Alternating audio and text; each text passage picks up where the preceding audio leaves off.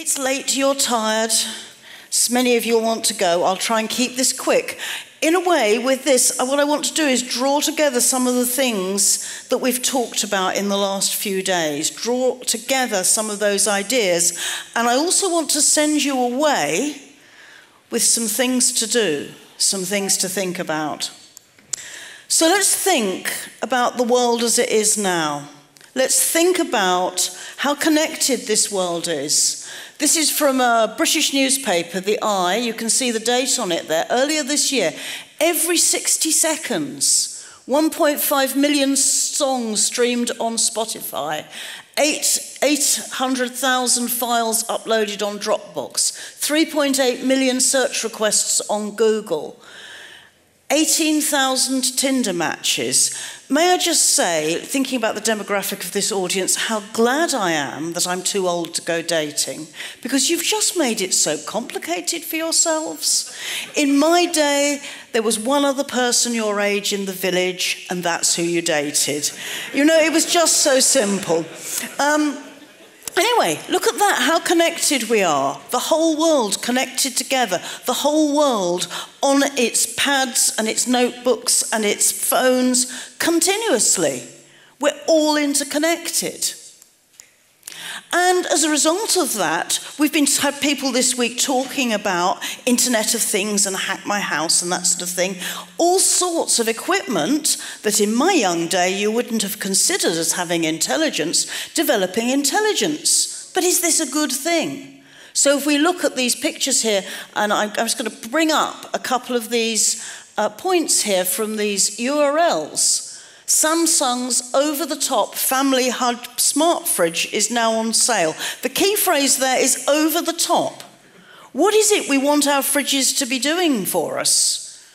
A British comedian recently did a sketch, and he was talking about intelligent fabrics, which are now being developed. He said, I don't want to live in a world where my trousers are more intelligent than I am. And I think, we have to think about that. Survey finds constantly checking electronic devices is linked to significant stress. So, okay, if there's one thing I'd like you to do sometime this week is turn off all your equipment, put down your phone, go out for a walk for 2 hours with nothing electronic with you. Just see how it feels to have your mind free and be able to think without being badgered. This one is about a good idea for going on films. How about placing a QR code somewhere in the movie so that you can go and find out back information about what's going on in the movie and perhaps what's going to happen later on in the movie? Now, I'm telling you, to me, this feels like one of those really bad dates. I don't know if you've had a date like this where the person who's taking you out or that you're taking out, you're at the cinema, and they just keep telling you what's going to happen next in the film. Oh, what you need to understand about Yoda is that, no, don't tell me. I can work it out for myself, and if I can't, I'm probably not interested enough. Okay? So, why would you want to do this? Why would you actually want to spoil an experience just to have a little extra bit of information and be ahead? This is a personal story. I'm an old lady, as I've said several times, and as you can tell. And because I'm an old lady, sometimes I have to get up in the middle of the night to go to the loo and have a cup of tea. So I was staying with my friend David, and he was very excited. He loves his devices.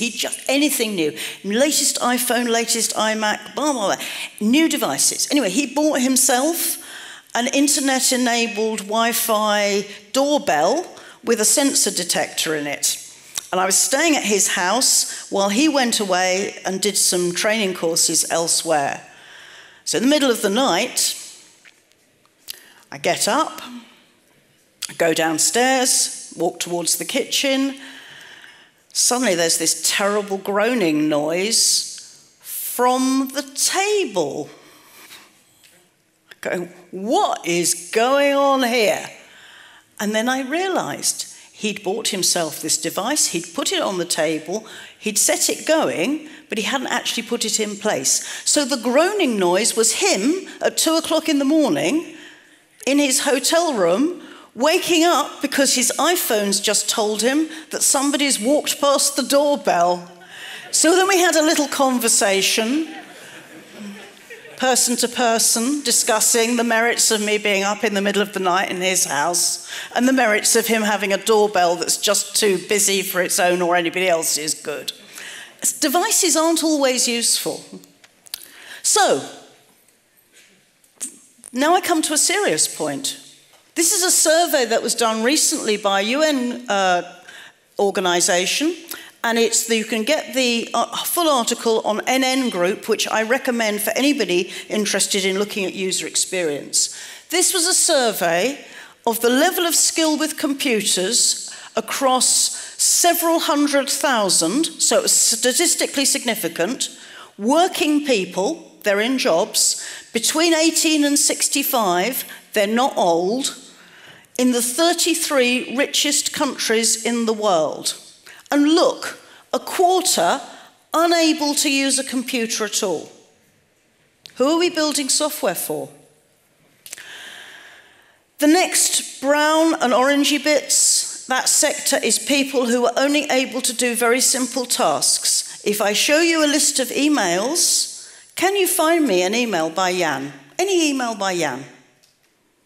That's the task they could do. The next sector in olive green, more complex tasks.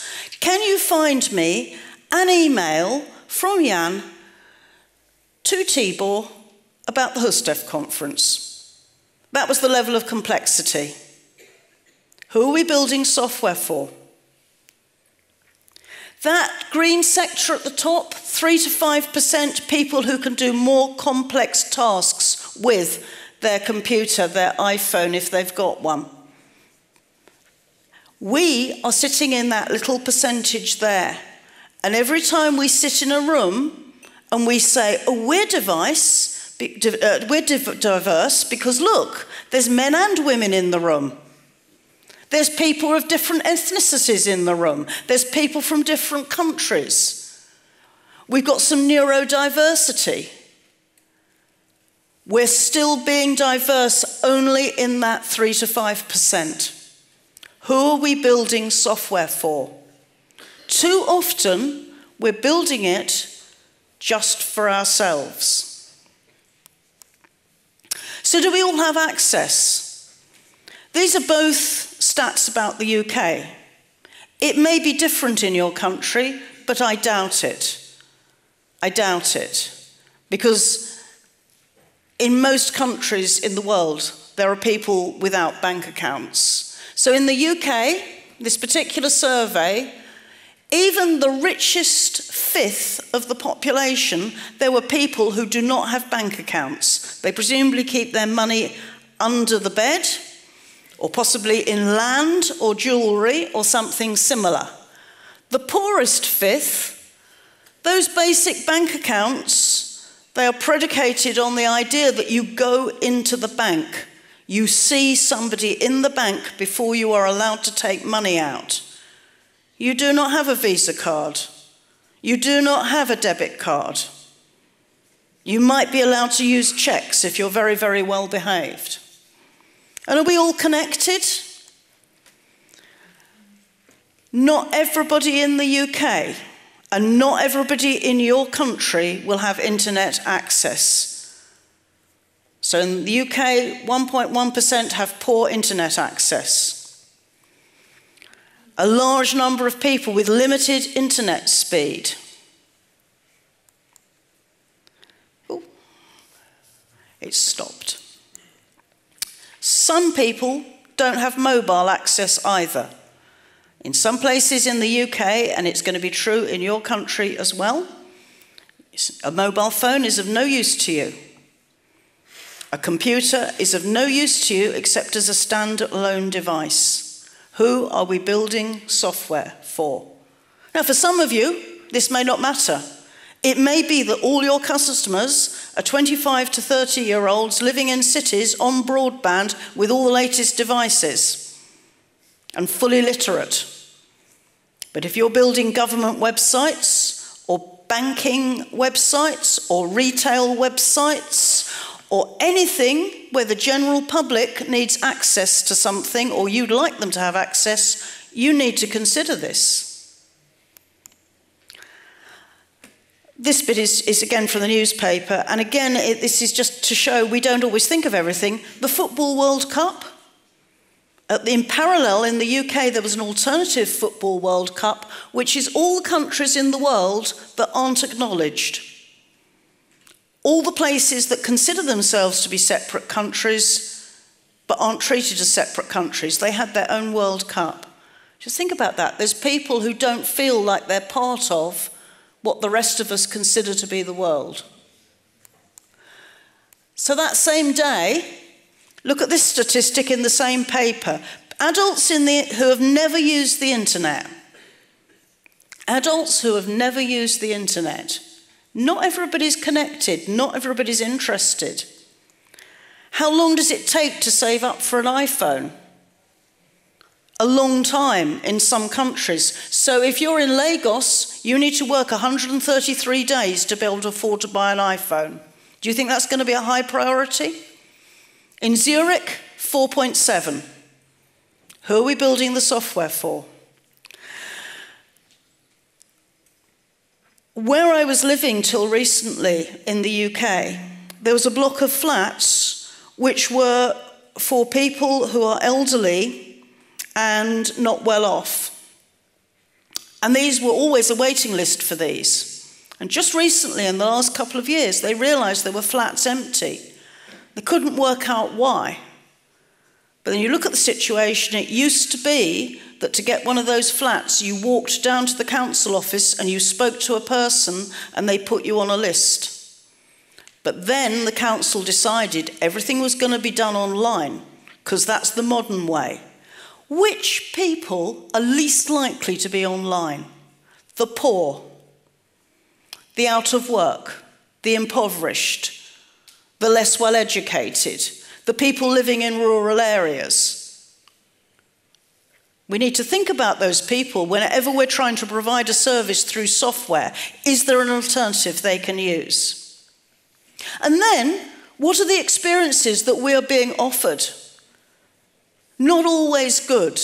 The vile evil that is social media, the bullying, the school playground politics. Why do we let these people into our lives? What good is it doing us?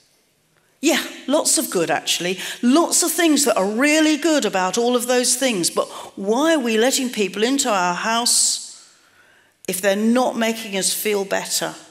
Why are we allowing ourselves as a species to become embroiled in something which is so bad for us?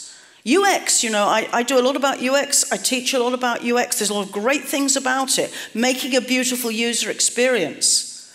And there's another section of that part of the industry which is about making addictive experiences. It is about making clickbait. We need to think about this. What are we doing? How do people, therefore, experience software? If you're a blind person and your computer crashes or blue screens, what is it like for you? You're just cut off.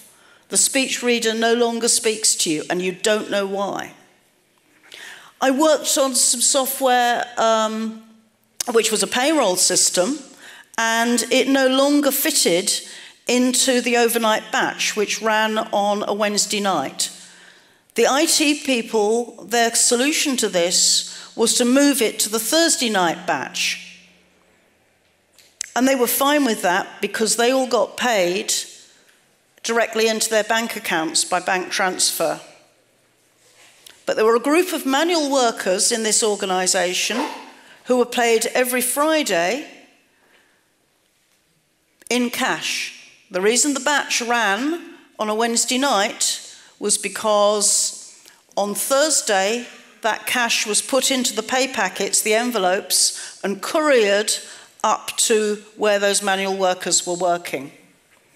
So when I queried this, as a tester, I think this process is not going to work. We have a performance problem, guys. So no, we don't.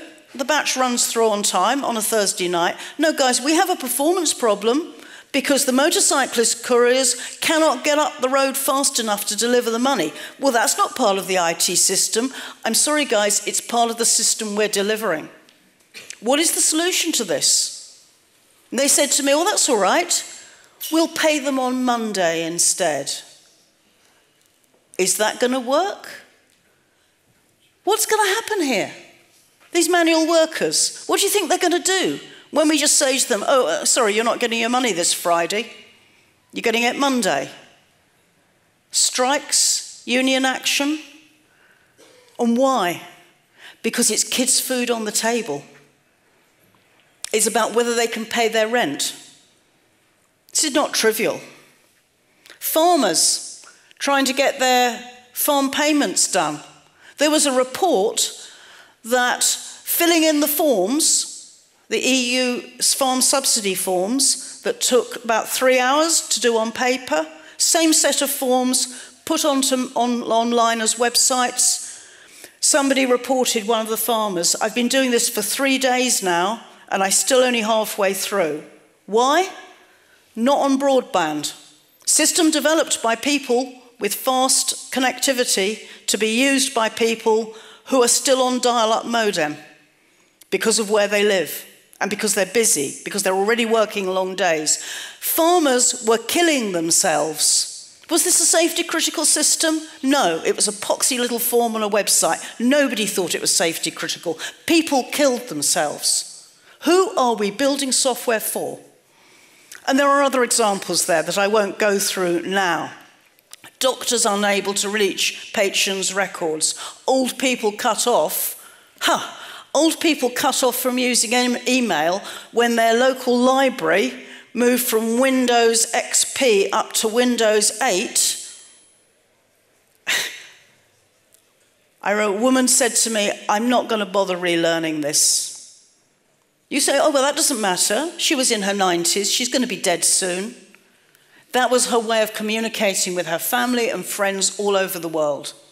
It's so careless just to say, oh, people can relearn it. Why should they have to? Why do we impose these things on other people? So, people do not experience software. People don't care about software.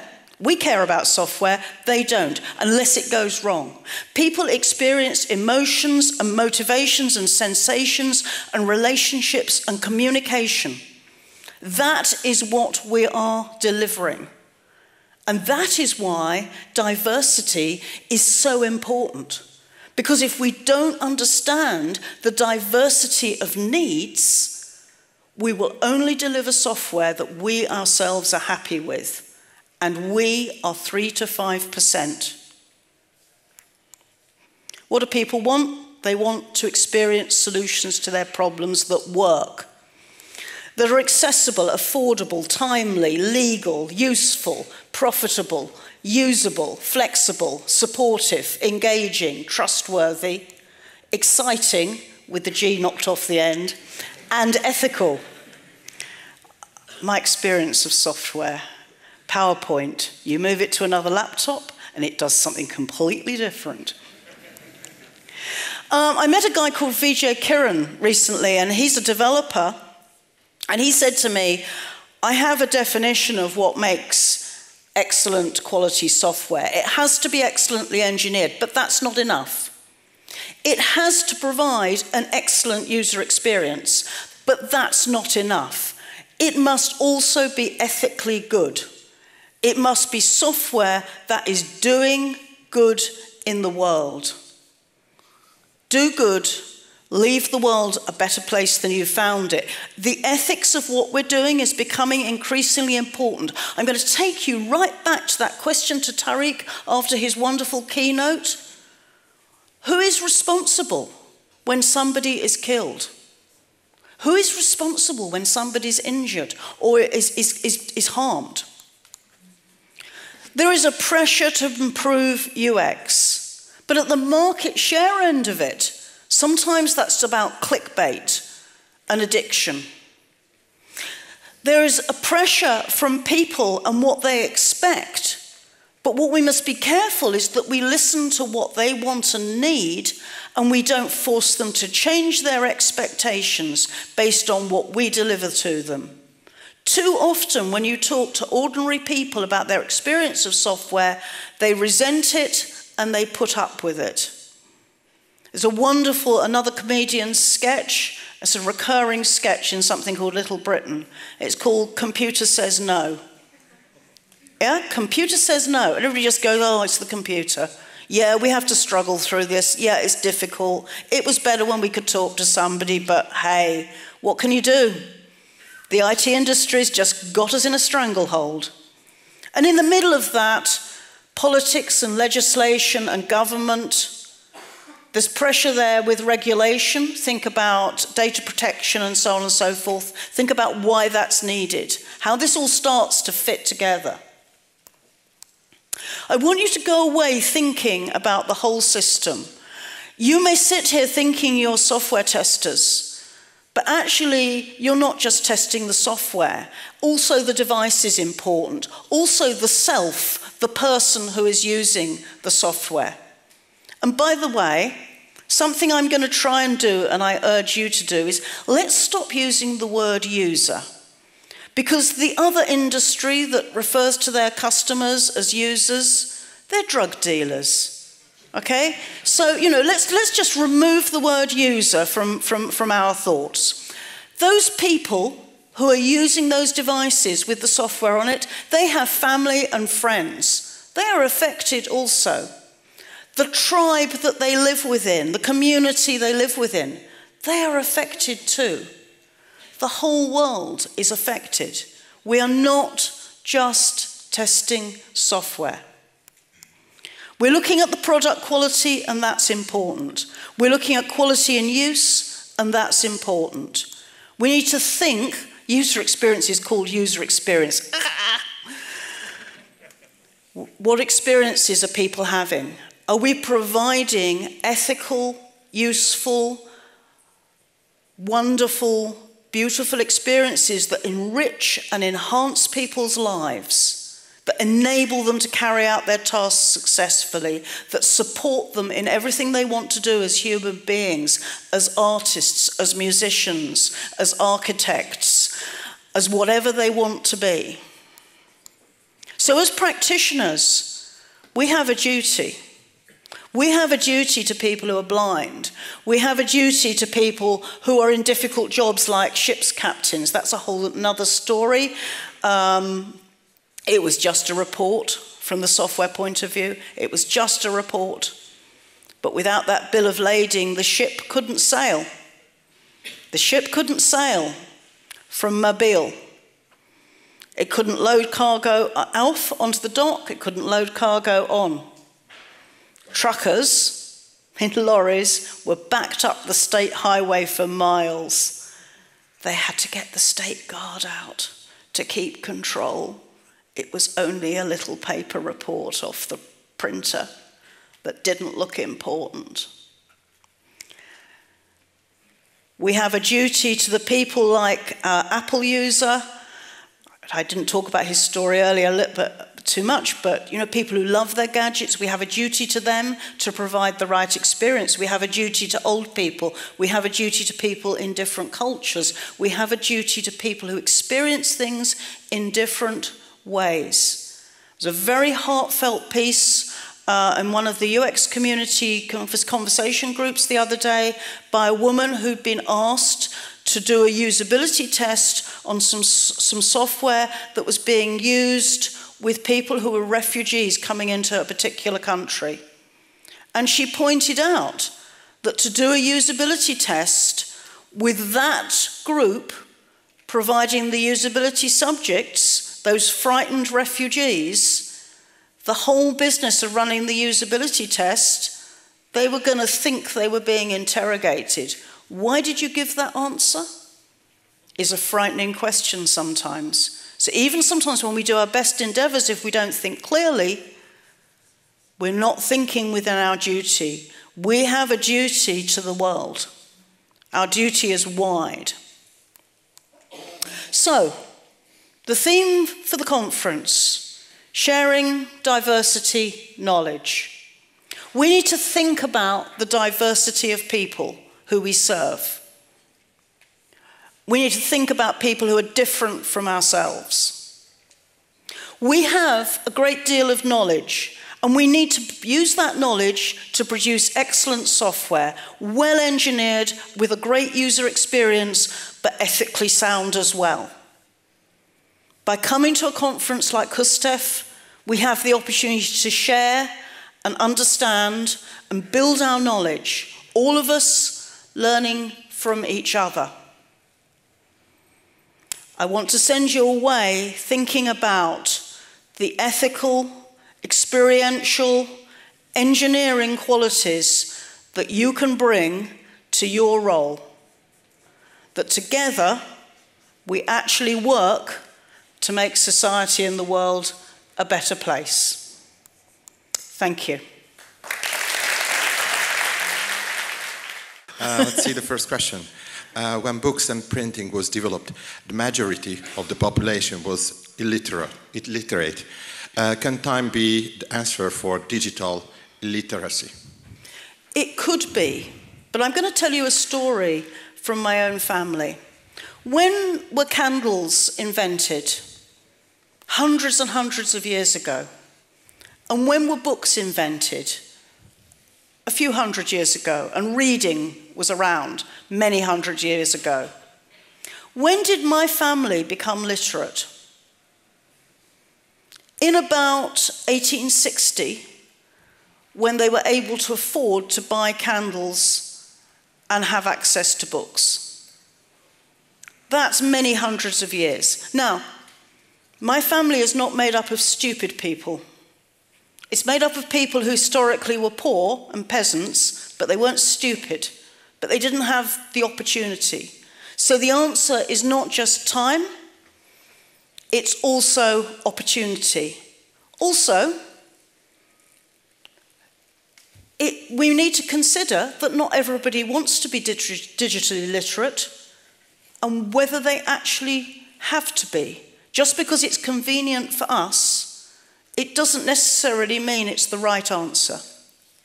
So time is part of it, perhaps. Yeah. This is another question. I read it out anyway. Thank you for your wisdom. Sorry for not asking a question. I think it's very kind. I think...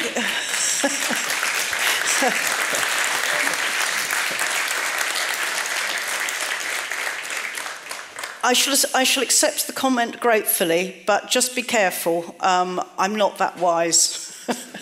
Okay. Let's have another question, then I think time is up. Do you think that improving digital availability to people is going to improve their lives, or opposite?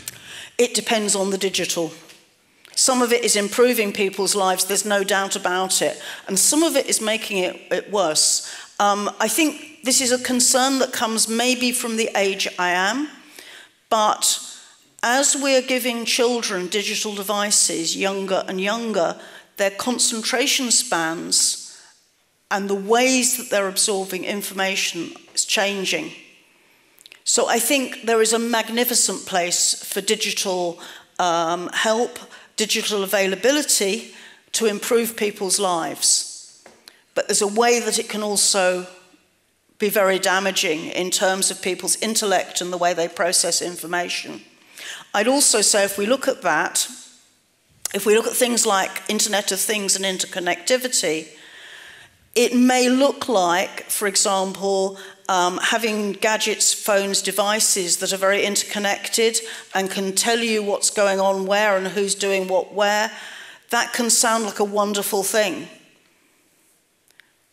But it also can be the basis for damaging and dangerous abusive relationships. There is not a right answer to this. We have to be on our toes with it all the time to think about what are the possibilities around what we're doing. Yeah, thank you. That was the final question because time is up. Thank you for giving that great keynote. I think it was a perfect ending of this conference.